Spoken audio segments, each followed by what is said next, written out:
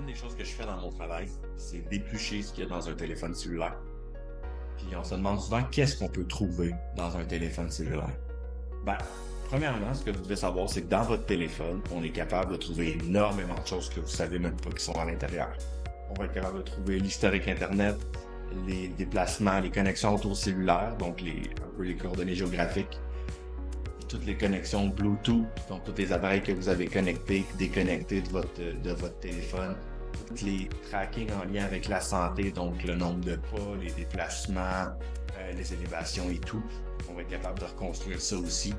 On va être capable de tout prendre vos photos et de les mettre sur une carte, donc de savoir à quel endroit vous avez pris des photos en fonction des coordonnées géographiques qui sont à l'intérieur.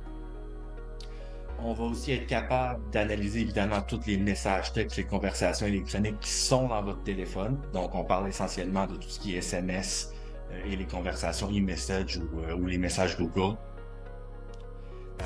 Évidemment, tout ce qui est conversation cloud, il y a juste une partie qui est conservée sur le téléphone. Il y a beaucoup de choses qui sont juste sur les serveurs. Par contre, si on est capable de se connecter à ces comptes-là par votre téléphone, ben on va être capable d'aller chercher plus de messages sur ces comptes-là. Évidemment, c'est un travail que je fais uniquement quand on a toutes les informations et le consentement des propriétaires. Donc, ça veut dire que pour faire ces extractions-là, pour faire ces analyses-là, je m'attends à ce que les personnes puissent me remettre tous les mots de passe, les courriels et me donner le droit d'ouvrir ces comptes-là.